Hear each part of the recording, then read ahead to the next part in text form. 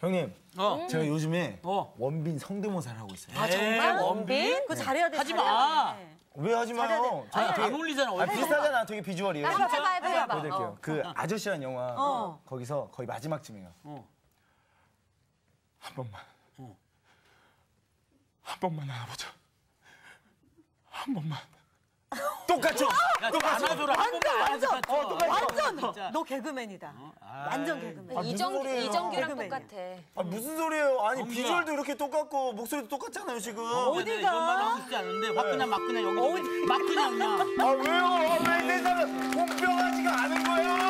나도 눈이고 있으니까 너 있었는데, 원빈하고. 조용해. 원빈하고 똑같은데 왜? 조용해. 선생님 멋있어. 아, 죄송합니다. 억울하면 선생님도 안 보이죠. 맞습니다. 아니, 세상은 왜 이렇게 공평하지 못한 거죠? 글쎄 말이야. 원빈도 코 있고 눈 있고 저도 숨 쉬고 다 이렇게 하는데 말하고. 왜 정규 씨가 왜? 문제가 어땠어요? 아니요, 되게 비난받았어요, 방금. 아니 잘생겼잖아. 아니야. 잘생겼어. 너 너는 대로. 너만의 스타일이 있는 거야. 네가 더 나아. 아, 그래요? 그럼. 원빈은 안 웃기잖아. 그래요? 세상에 이상하다, 분위기. 되게 위로가 되네? 그죠? 예. 세상에 이렇게 한번 생각해 보세요. 닭하고 개하고 고양이가 있는데 네. 다 똑같은 소리를 내는 거야. 네. 닭이 고양이 소리를 내고 또 개도 고양이 소리를 내고. 이상하다. 어때요? 그 세상. 이상하네요. 괜찮은 세상이에요? 네. 이상하죠? 닭이 아침에 멍멍 이러면은 닭이 꼬리를 쳐. 이상한데요? 상상만 해도 이상하죠? 네. 네. 그런데 닭은 고양이를 부러워하지 않고 또 고양이는 개를 부러워하지 않고 저마다 자신에게 주어져 있는 삶의 몫을 사는 거죠. 네. 개들의 모양을 보더라도 다리가 긴 사냥개들이 있잖아요. 네. 근데 또 이제 굴 같은 거 뒤지는 사냥개들 보면 다리가 아주 짧아. 아 맞습니다. 맞아요. 그죠? 네. 그러니까 다리가 짧은 사냥개가 다리 긴 사냥개를 별로 부러워하지 않습니다. 왜냐하면 자기 하는 역할이 있으니까. 그렇죠. 네. 그런데 세상이 어떤 기준들을 자꾸만 만들어요. 어떤 기준을. 맞아요. 그 기준에 맞춰서 살도록 하거든. 맞아요. 코는 누구처럼 생겨야 하고 입은 누구처럼 생겨야 하고 예. 눈은 어때야 하고. 그래서 미안하지만 여기 있는 분들은 딱 보면은 차이가 나는데 얼굴이. 예? 그죠? 개성 있게. 그죠? 만진 건데. 요즘 보면은 그 얼굴 구별하기가 좀 어려운 그런 분들이 많이 있습니다. 그래서 각자에게 주어져 있는 자기의 삶의 몫을 자신감 있게 살아내는 일들이 필요하다고 생각해요. 네. 공평함이란 남이 가진 거 내가 다 갖는 게 공평함이 아니고 하나님이 내게 풍부해 주신 것을 받아들일 수 있을 때 그것이 공평함으로 느껴질 겁니다. 근데 우리는 참 이 세상이 공평하지 못하다고 느낄 때가 많이 있죠. 그렇죠. 우리 살아가면서도 세상 참 불공평하다. 맞아요. 맞습니다. 어떤 사람에게는 재산도 주고 어떤 사람에게는 보기 좋은 외모도 주고 그러니까요. 또 제일 미운 사람들이 누굽니까? 여러분 연애 생활하고 계신데 미운 사람 밥만 먹어도 살 안 찌는 사람. 있죠. 밉죠? 제일 싫어 나는. 제일 싫어. 죄송해요. 먹음 저도 그렇게 쪄야지. 싫어하는지 몰랐어요. 네, 이런 거. 그러니까 사람마다 다르다. 네. 똑같을 수 없다. 그런 얘기입니다. 그런데 때때로 세상을 살다 보면 세상이 정말 너무 불공평하구나 이런 거 느낄 때가 정말 많이 있습니다.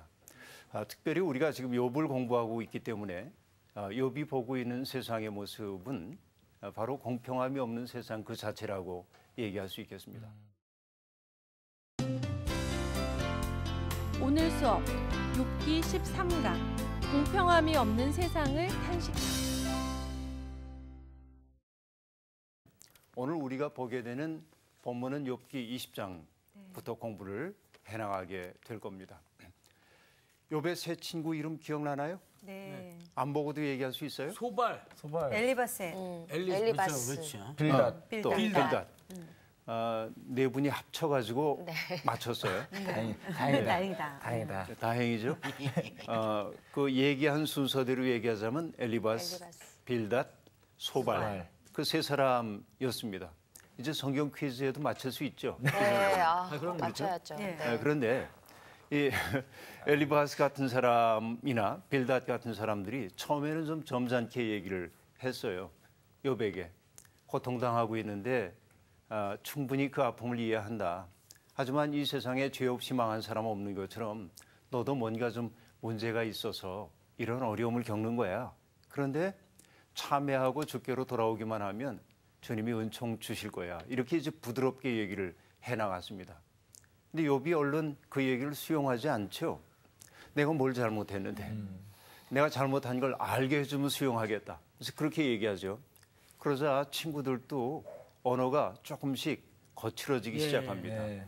뭐라고 말하냐면 내가 겪고 있는 고통은 내가 이유가 지은 있어. 죄에 비하면 가볍다.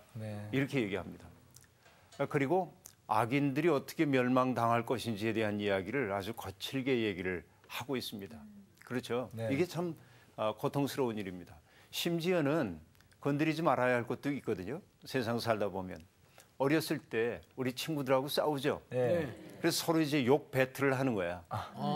약 올리기 위해서. 그렇죠. 막 얘기하다가 결국 욕박전 이르게 된 때는 대개 어느 때였습니까? 엄마 아빠. 엄마 아빠 욕하는 거지. 맞아요. 그렇기 때문에 참을 엄마 수가 아빠 없지. 욕하면 그렇죠. 그건 최후의 수단이었죠. 우리가 경험 많지, 정규 씨. 예. 그렇게. 저는 제일 쉬웠던 게 그냥 네. 막 뭐라고 욕을 하면 반사 이러면 끝나는 거예요. 그리고 그럼 더 화났는데. 그쪽에서 화가 나지. 그렇죠. 하여튼 좋은 방법이네요. 그것도. 우리도 했어요. 옛날에. 그런데 이 세 친구가 욕만 가지고 건드리는 게 아닙니다. 내 자식들의 죄 때문에 내가 이런 거 겪는 거야. 그렇게까지 얘기를 하고 있습니다. 그렇죠. 말이 점점 거칠어져 가고 있습니다. 사람이 살다 보면 진실만을 말하게 되지 않고 때때로 자기의 감정을 담아서 얘기할 때가 많이 있죠. 그것이 우리에게 상처 줄 때가 많이 있습니다. 오늘은 이 2라운드의 끝인데 3라운드까지 있거든요. 친구들하고 욥이 논쟁하는 게. 2라운드의 끝에서 소발이 하는 얘기입니다. 이 욥기 20장의 얘기는. 소발은 뭐라고 얘기하냐면 욥이 지금까지 해왔던 그 대답들이 자기 마음에 안 드는 거예요.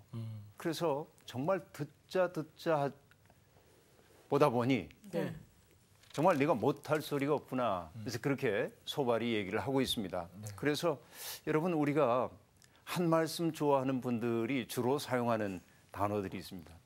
내가 보다 못해 한마디 하는데 그렇죠. 보다 못해 이런 얘기. 그러니까 듣자 하니 이게 그리고 나가는 거죠. 지금 소발이 하고 있는 얘기가 그겁니다. 내가 하고 있는 얘기를 내가 정말 보다 못해 내가 말한다. 듣자 하니 너 너무 거칠게 나가. 욥에게 지금 소발이 그렇게 얘기를 하고 있습니다. 그러면서 그가 하는 얘기는 뭐냐. 내가 한 수 가르쳐 줄게. 나의 슬기로운 마음이 나로 하여금 침묵하고 있지 못하도록 만들어. 이렇게 얘기를 하고 있습니다. 여기 보니까 2절에 보니까 그러므로 내 초조한 마음이 나로 하여금 대답하게 하나니 이는 내 중심이 조급함이라 하고 말합니다. 그 다음에 3절 보니까요. 내가 나를 부끄럽게 하는 책망을 들었으므로 나의 슬기로운 마음이 나로 하여금 대답하게 하는구나 하고 말합니다. 여러분 이게 좀 이상하죠 조금. 마음에 안 드는데. 나의 슬기로운 마음이 이렇게 얘기를 하고 있습니다. 그런데 슬기로운 마음이라고 하는 것은요. 나 스스로가 갖는 마음이 아니에요. 히브리인들에게는. 그게 어디에서 올까요? 하나님의 영이 주시는 마음이 슬기로운 마음입니다. 그래서 세번역 성서는 그 대목을 뭐라고 그랬냐면 깨닫는 영이 내게 대답하게 한다. 그렇게 말해서. 깨닫는 영. 하나님의 영이죠. 그러니까 지금부터 내가 하는 얘기는 뭐냐면 내 말이 아니라 하나님의 말이야. 하나님의 권위를 빌려서 지금 얘기하고 있어요. 대원이네 대원. 그렇죠? 무섭습니다. 어떤 사람들이 자기가 가지고 있는 생각을 누군가에게 강요하기 위해서 권위를 빌려올 때가 많이 있습니다. 그렇죠. 그래서 많은 사람들이 인용하는 걸 좋아합니다. 정현정 선생님도 시 속에서 그런 얘기를 합니다. 아무래도 내가 한 얘기라고 하면 사람들이 별로 귀 기울여 듣지 않아서 셰익스피어가 한 말인데 하고 얘기하면 사람들이 그런데요. 여러분 납득이 되시죠? 어떤 네. 얘기인지. 그러니까 내가 한 말이라고 하면 사람들이 별로 귀를 안 기울여. 네. 그러니까 옛날 잘 모르는 사람 얘기를 딱 하는 거야. 16세기에 프랑스에 라블레라고 하는 사람이 있었는데 그 사람이 이렇게 얘기했어 하고 얘기하면 있어 보여, 있어 보여. 굉장히 있어 보이죠. 그죠? 아블레까지. 그러니까 여기에 지금 소발도 나의 슬기로운 마음이 대답하게 한다 하고 말하는데 네. 하나님이 주시는 깨닫는 영이 나로 하여금 할 말을 주셨다는 겁니다. 이렇게 얘기합니다. 근데 일전에 내가 했던 이야기 여러분 기억나세요? 아는 사람은 말하지 않고 말하는 사람은 알지 못한다. 그렇죠? 언자 부지요. 그다음에 지자 불언이라 하는 얘기였어요. 그 한자가 머리에 막 떠오르죠 지금 왔다 갔다. 예. 막 떠오르고. 그죠? 예, 예. 지자 아는 사람은 불언이요 말하지 않아. 말하지 않아요. 정말로 아는 사람은 말하지 않습니다. 그 우리 옛날 속담에도 그 빈수레가 요란하다 네. 그런 말이 예, 있죠. 예. 그래요. 그래서 언자 부지라 말 많은 사람은 정말 알아야 할 건 모르는 경우가 많이 있습니다. 그렇죠? 전에 공부할 때 그런 얘기도 내가 한 적이 있습니다. 명도 약매요 하고 말했는데 밝은 돌이라고 하는 거, 밝은 진실이라고 하는 것은 사람들이 보기에 어둡게 보여. 어둡게 보여. 성서적으로 얘기하자고 한다면 뭘까요? 십자가의 도가 멸망당하는 사람들에게는 어리석은 것처럼 보입니다. 그렇죠. 누군가를 섬기고 누군가를 희생하는 게 사람들에게 인기 있는 길이 아니죠. 그러나 뭐라고 얘기했습니까? 구원을 얻는 사람들에게는 하나님의 능력이라 하고 말합니다. 십자가는 어두워 보입니다. 그런데 그게 진짜 밝음이라는 거지. 성경은 그 절묘한 역전을 보여주잖아요. 그렇죠. 그러니까 많이 아는 사람들은 오히려 침묵합니다. 말을 많이 하지 않습니다. 말이 많은 사람일수록 뭔가 안다라고 하는 사람일수록 속에 열등감이 있는 경우가 많이 있어요. 그렇죠. 여기 지금 소발이 나의 슬기로운 마음이 나로 하여금 참지 못하게 한다.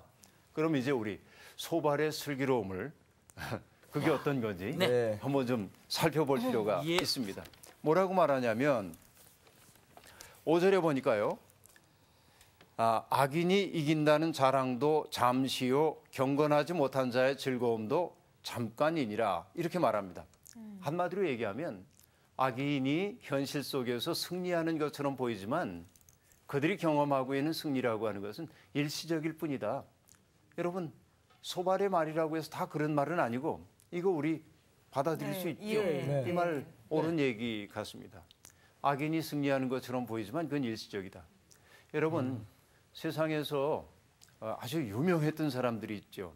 유명한 정복자들 어떤 사람들이 떠올라요? 나폴레옹, 네. 나폴레옹, 징기스칸, 알렉산더 대왕도 떠오르고 히틀러. 뭐 이런 사람들. 그렇죠? 그 사람들이 잠시 동안 승리하는 것처럼 보였어요. 그러나 그들은 역사의 가혹한 심판을 받고 그리고 역사의 뒤안길로 사라져버리고 말았었죠. 그렇죠? 악이라고 하는 것은 역사 속에서 어쨌든 일시적일 수밖에 없어. 그런 의미에서 소발이 하고 있는 이 얘기 우리 받아들일 수 있죠. 그렇죠? 불멸을 꿈꾸는 사람들이 세상엔 많이 있습니다. 내가 잊혀진다는 것에 대한 두려움들이 있거든요. 그렇기 때문에 영원한 것, 불멸한 것을 붙잡고 싶어 해요. 그렇죠? 그렇기 때문에 어떤 사람들은 그 불멸을 보장해 주는 것으로 뭘 생각하냐면 돈을 집착하기도 하고 명예에 집착하는 사람도 있고 권세에 집착하는 사람도 있고 그러죠. 그러나 소발의 말 맞습니다. 그 모든 것들이 일시적인 것들입니다. 잠깐. 그렇죠? 다 그건 쓰러질 수밖에 없어. 소발의 말 받아들이겠습니다.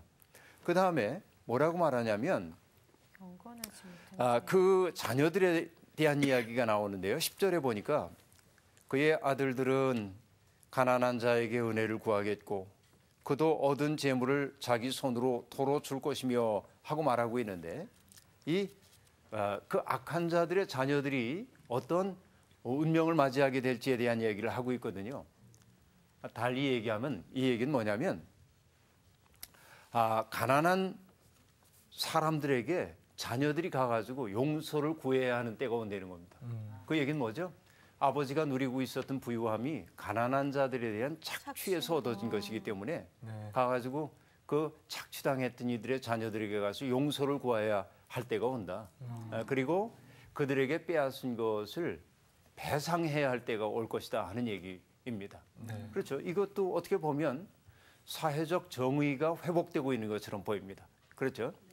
성경에는 정의 혹은 공의를 뜻하는 단어가 둘이 있습니다. 하나는 조금 어려운 단어인데요.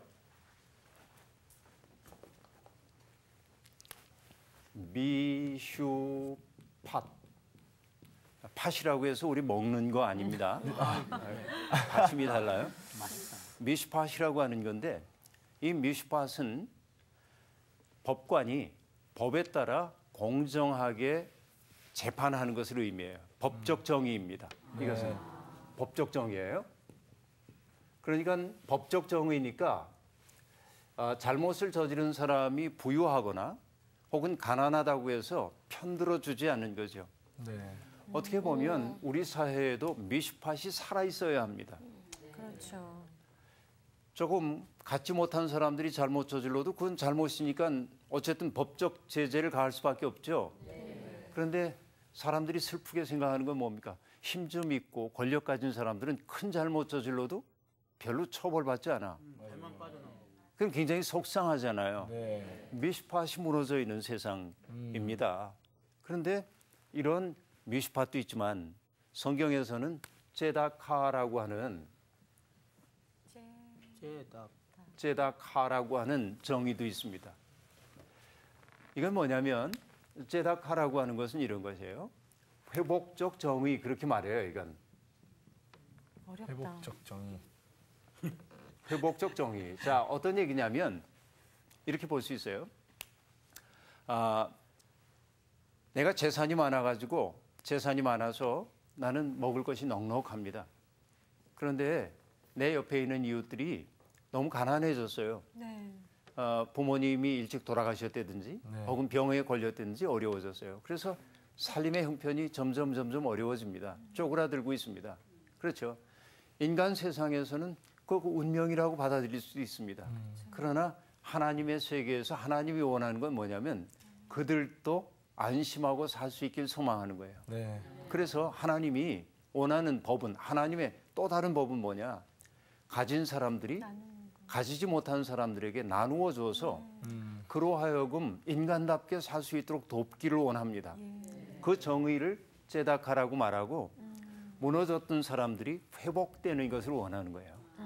이게 성경은 이 두 가지의 정의 개념을 가지고 있는 겁니다. 네. 그러니까 이것도 살아 있어야 하고 이것도 살아 있어야 하는 거죠. 네. 그래서 여러분 유대인 가정에 가면요 어린이들이 저금통을 하나씩 가지고 있습니다. 우리 어린이들도 저금통 있죠. 네. 옛날에는 우리 어렸을 땐 돼지 돼지. 저금통. 빨간. 돼지가 복의 상징이니까. 네. 그렇죠. 거기에다 동전을 넣고 했었는데 우린 돼지 저금통이죠. 네. 그런데 유대인들 어린이들이 집에다 놔둔 동전 모으는 그 저금통의 이름이 제다카입니다. 제다카에 돈을 이렇게 집어넣어서 그 돈을 뭐 내가 원하는 뭘 사는 게 아니고 네. 누군가를 돕는 거예요. 그걸 가르치는 거예요. 제다카. 그렇죠. 이게 이제 이 말 하나 여러분 꼭 익혀두길 바랍니다. 이 두 가지의 정의 개념이 있어요. 미슈팟하고 제다카. 그렇죠? 그러니까 지금 소발이 하고 있는 얘기는 뭐냐?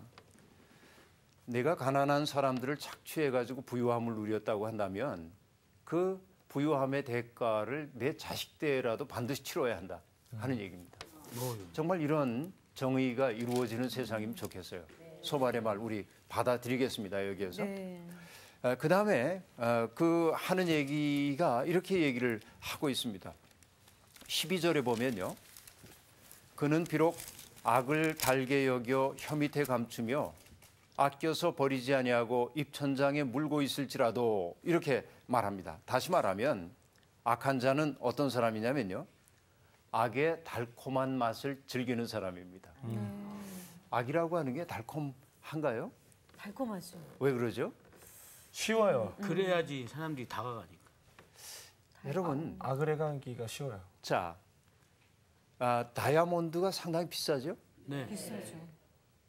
그래서 여성들은 뭐 큰 선물 안 바란다며 조그만 선물, 조그만 선물인데 거기서 또 큰 거. 아주 작은 선물을 여성들이 원한대죠. 그렇구나. 충분히 이해할 수 있습니다. 이해할 수 있어요? 나 이해해요. 네. 그런데 이 다이아몬드라고 하는 것이 세상에서 가장 값진 귀금속인 까닭은 무엇 때문이죠? 희소성이 같이? 이야. 이야. 정답을 이렇게 빨리 맞추면 어떡해요. 그렇죠. 희소성입니다. 결국은. 그렇죠. 네. 희소한 거예요. 네. 근데 희소한 것이 가장 소중한 건 아니야. 살면서 보면. 그렇죠. 다이아몬드가 많이 있다고 그걸 밥해 먹을 수 없어요. 그럼요. 없죠. 예. 그걸 어떻게 밥을 해 나물 먹어요? 무쳐 먹을 수 없고. 예. 그럼요. 그걸 마실 수도 없죠. 그렇죠. 끓여가지고. 예. 근데 정말 먹을 것이 없는 사람이라고 한다면 다이아몬드 아마 많아도 소용없는 거죠. 그렇죠. 맞아요. 그래서 하나님의 은혜의 세계에서는요. 가장 희소한 게 가장 가치 있지 않습니다. 가장 흔한 게 가장 귀한 겁니다. 왜냐하면 하나님은 모든 사람들에게 주고 싶어 하시거든요. 그렇죠. 그렇잖아요. 이해가 이제 우리들이 됩니다. 근데 사람들이 다이아몬드를 좋아하는 까닭이 희소하기 때문인 것처럼 사람들이 악을 좋아하는 까닭이 뭐냐면 악은 금지되어 있기 때문에 그렇습니다. 그래, 맞아. 하지 말라고 그러면 더 하고 싶고. 맞아요. 금지되어 있는 것을 하고 싶거든요. 그치. 그렇죠. 그래서 금지된 것들을 하는 사람들의 얼굴 표정이 밝아. 밝아요? 밝아요? 난 항상 밝은데. 너 이 자식. 그러나 그 밝음이 뭐로 바뀐다고 얘기를 하냐면 여기에 그가 삼킨 것이 그 사람 속에 들어가서 토구로 바뀐답니다. 악한 자들이라는 말. 그러니까 소발의 얘기 뭐 하나도 그런 얘기 틀린 거 없습니다. 없어요. 우리 이제 다 그 납득이 되는 얘기입니다. 그리고 자기 속이 지금 안 좋아요. 네. 독이 됐으니까. 그럼 어떻게 하죠? 우리 속이 안 좋으면 토하는 토해야죠. 것처럼 네. 다 토해내도록 돼 있다. 그렇게 얘기합니다. 그래서 악한 자들의 운명은 뭐냐? 세상에서 진정한 행복을 누리며 살 수가 없다 하는 얘기입니다. 제 아무리 수고한다 할지라도 맛있는 거 씹어도 삼킬 수가 없을 거다. 네. 이 소발의 표현이 상당히 강력한 것을 우리들이 네. 알 수 있습니다. 그렇죠? 네. 그런데 소발이 이런 얘기를 하고 있는 까닭이 뭐예요? 누구 얘기하고 있는 욕 겁니까? 얘기하는 거예요, 지금. 누구 얘기하는 거예요, 지금? 욕이겠죠. 욕 얘기. 욥이죠, 지금. 네. 욥의 이름만 얘기하지 않고 있을 뿐이지. 그렇죠. 그렇죠? 아주 객관적으로 악인에 대한 얘기를 하고 있는 것처럼 보이지만 네. 바로 욥을 지칭해서 하고 있는 이야기이죠. 욥기의 맥락에서 보자고 얘기하면 그렇죠.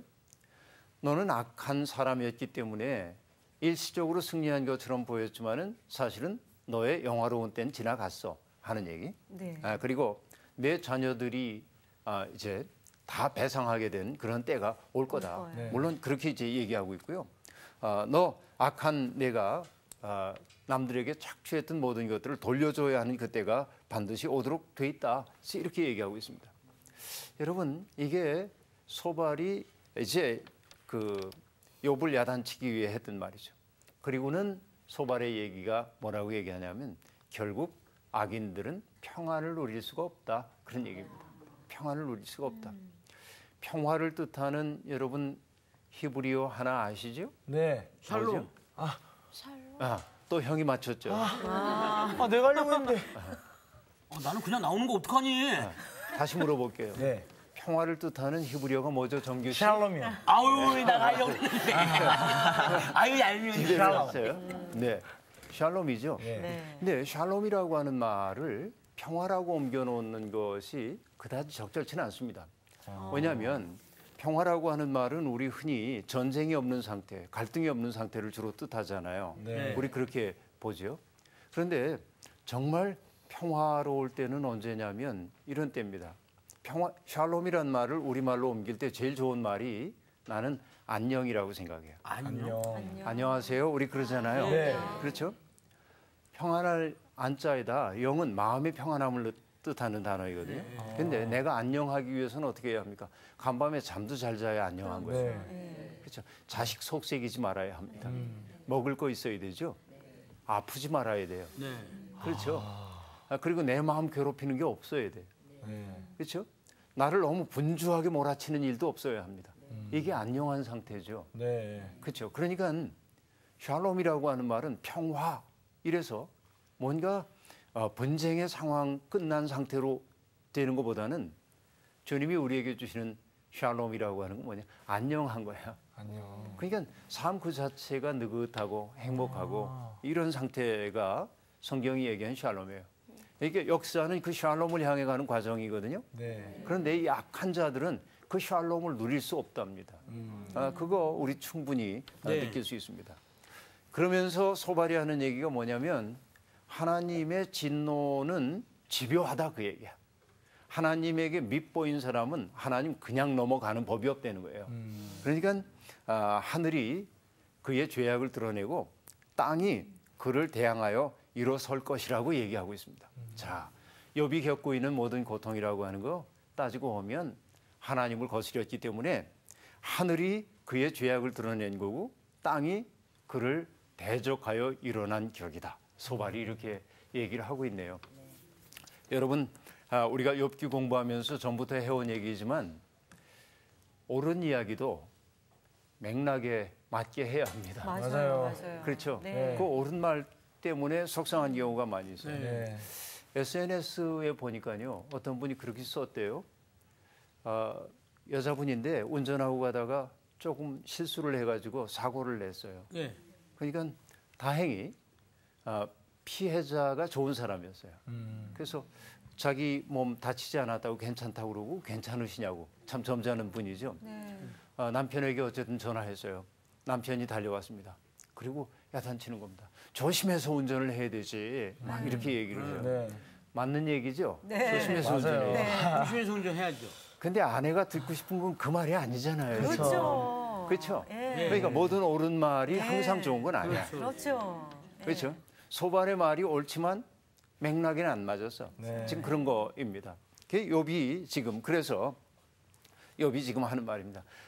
내가 지금 하려고 하는 말은 너희들을 향한 게 아니야. 하나님을 향해 내 얘기를 좀 하고 싶어. 그래서 21장에 욥의 이제 대답이 나오기 시작합니다. 그렇죠? 욥이 하는 말은 이런 겁니다. 하나님이 내게 하신 일은 내가 이해하진 못해. 네. 하지만 지난 시간에도 봤던 것처럼 이 중첩된 고난을 통해 욥은 뭘 알기 시작했냐면 그럼에도 불구하고 하나님을 내가 포기할 수가 없어. 네. 그렇죠. 그렇기 때문에 이제는 하나님을 향해서 말을 하겠다고 얘기합니다. 그리고 이 친구들에게 할 소리를 해요. 뭐라고 말하냐면 친구들이 나를 위로해 주기를 바랐는데 진정한 위로라고 하는 건 충고해 주는 게 아니라 경청해 주는 거라고 얘기해요. 맞습니다. 맞아요. 맞아요. 이 심정 네. 여러분 아시죠? 네. 여러분 아실 거예요. 네. 근데 여러분 프랑스 사람들이 가장 존경하는 사람이 있어요. 돌아가신 분인데요. 그분이 1등이고요. 2등 제일 존경받던 사람이 누구냐면 축구 선수인 지단이라는 축구 선수입니다. 지단이요. 왜요? 축구 선수 지단이 존경받았대. 지단이 어마어마한 선수이거든요. 네. 잘하는 선수거든요. 그러니까 대중들이니까 지단을 좋아해요. 근데 1등한 분이 누구냐면 돌아가신 분인데 피에르 신부님이라는 분이었어요. 그분은 집 없는 사람들을 위해 집을 마련해주는 엠마우스 운동이라는 것을 벌였던 사람입니다. 예. 어느 날 이 신부님이 자기 사무실에 있는데 누군가 달려왔어요. 신부님, 지금 큰일 났습니다. 어떤 마을에 살고 있는 아무개가 자살을 하려고 지금 하고 있습니다. 아무리 말려도 소용없습니다. 신부님이 확 달려갑니다. 그래서 그분의 얘기를 들어요. 형제, 왜 그렇게 자살하려고 마음을 먹었어? 그러자 그는 자기가 어릴 때부터 살아왔던 고통스러웠던 삶의 이야기를 다 합니다. 아내는 도망갔고 자식들은 속색이고 온갖 얘기를 이제 다 합니다. 그러자 피에르가 이렇게 대답을 합니다. 형제, 듣고 보니 정말 죽을 수밖에 없는 상황이고 내가 알겠어. 그런데 기왕 죽는 거 나 좀 도와주고 죽으시오. 그랬어요. 네? 뭐요?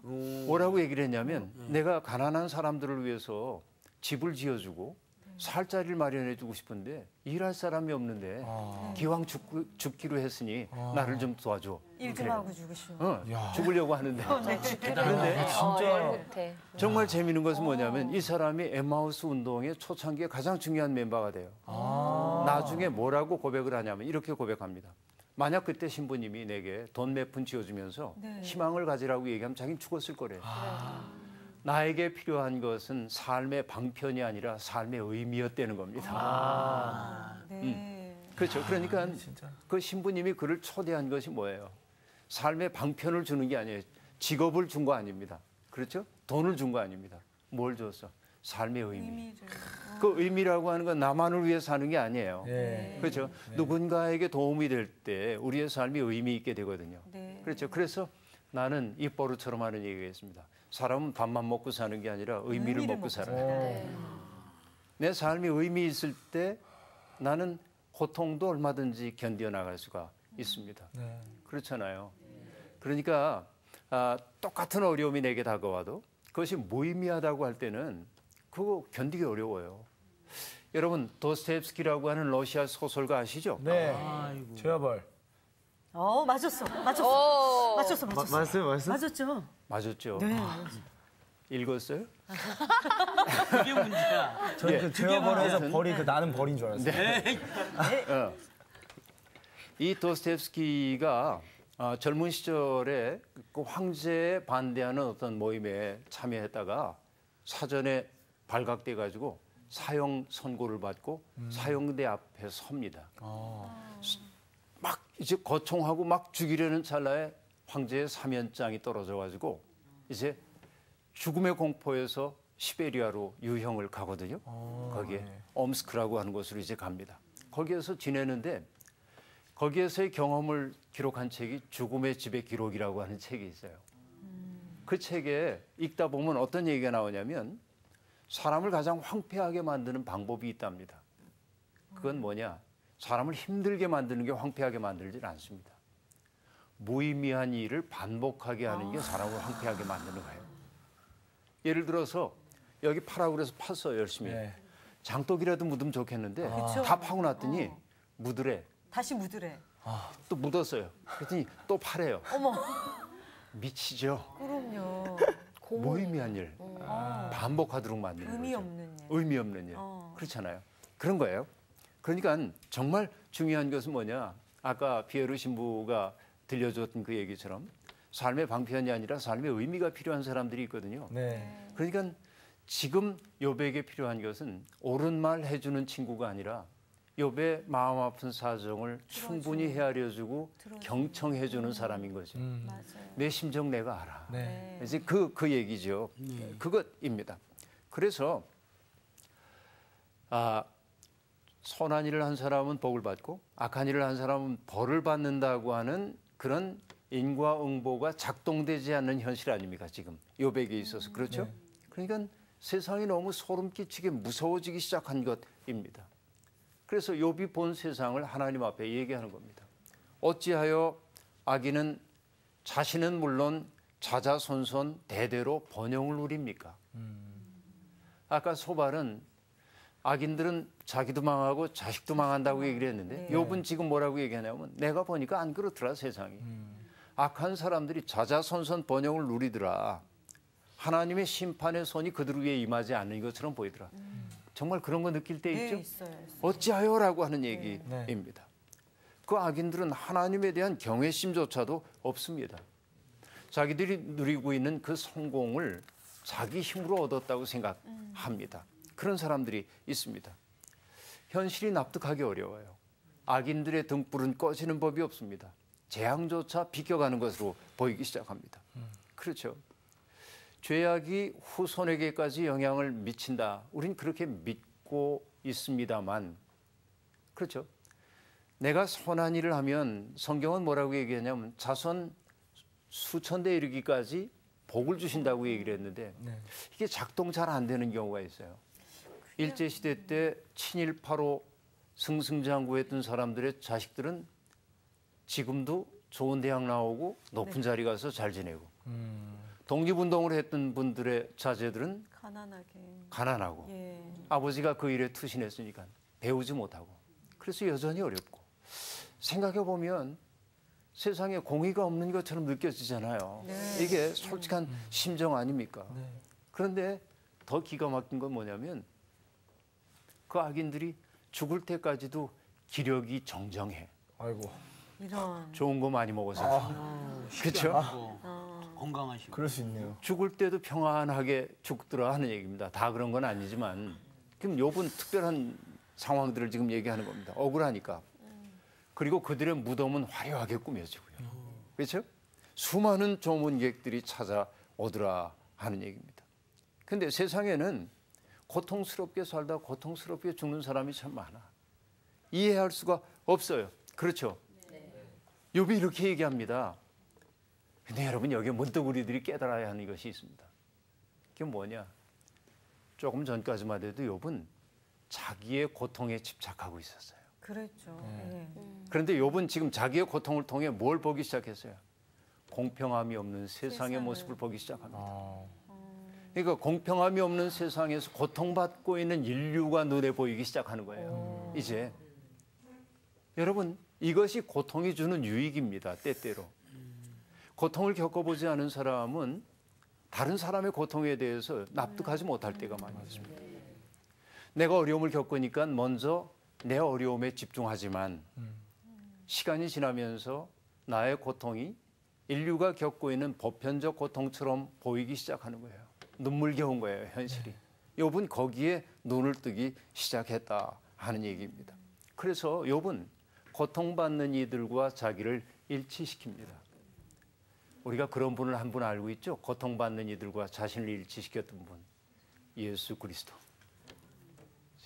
욥의 모습 속에서 세상의 모든 모순을 짊어지고 있는 그리스도의 모습이 슬쩍 보여요. 네. 그렇죠? 우리가 욥기를 지금 공부하고 있는 것이 바로 그런 것들을 보는 겁니다. 세상에 있는 고통이 내 아픔으로 다가오지 않은 사람은 예수님의 마음을 알아차릴 수가 없습니다. 그렇죠? 그 얘기입니다. 여러분, 그 중국에 라오소라고 하는 문인이 있었어요. 그분의 책 루오투어 시앙스 라고 하는 로터 난 시앙스. 저기 네. 중국말 할 줄 모르니까 우리말로 번역된 대로 읊어본 거예요. 그 책에 보면 이런 얘기가 나옵니다. 읽어드릴게요. 비가 와요, 세상에. 비가 쭉 소나기가 내리든지 그럽니다. 근데 그분이 이렇게 씁니다. 비가 개인 후에 시인들은 연잎의 구슬과 쌍무지개를 읊조리지만 가난뱅이들은 어른이 병이 나면 온 식구가 굶는다. 한 차례의 비는 기녀나 좀도둑을 몇 명이나 더 보태주는지 감옥에 들어가는 사람을 얼마나 내는지 모른다. 어른이 병들면 아이들에게는 도둑질이나 몸을 파는 것이 굶는 것보다 훨씬 낫기 때문이다. 이렇게 얘기하고 그 다음에 성경에 나오는 유명한 구절을 패러디한 구절이 나옵니다. 이렇게 말합니다. 비는 부자에게도 가난뱅이에게도 내린다. 의로운 사람에게도 의롭지 않은 사람에게도 내린다. 그러나 실은 비는 결코 공평하지 않다. 공평함이 없는 세상에 내리기 때문이다. 그렇게 말합니다. 그렇죠?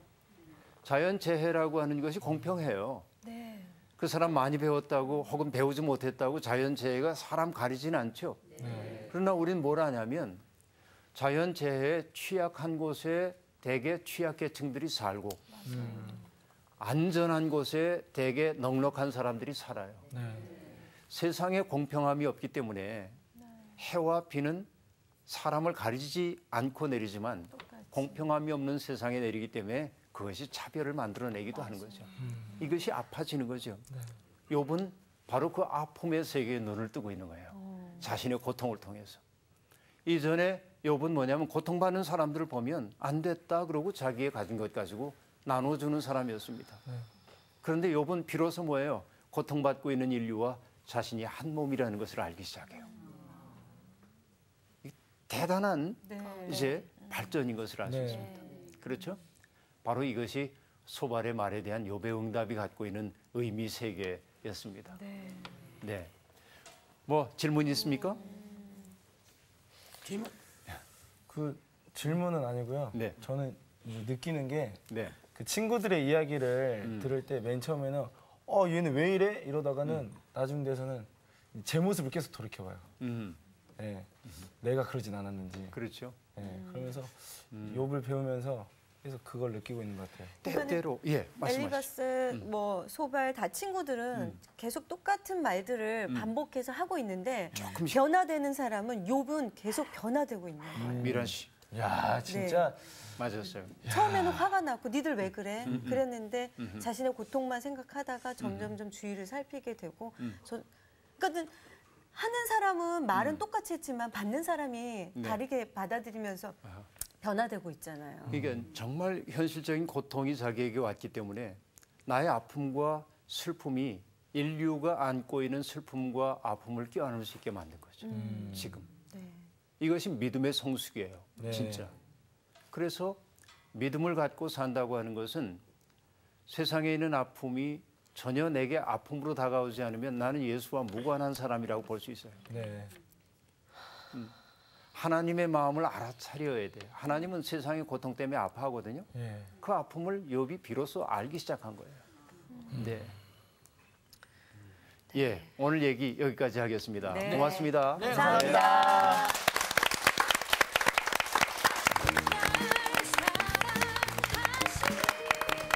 앞으로 이제 공평한 세상을 살겠습니다. 공평한 세상? 제가 공평하지 않았다고 생각한 것 같아요. 그러니까 네 마음만 그랬던 거야. 네. 우리 마음이 중요한 거야. 그리고 가끔 그런 생각 해본다. 나 오늘 이상하게 뭐죠? 이 세 궁금하다. 친구가 예. 만약에 그냥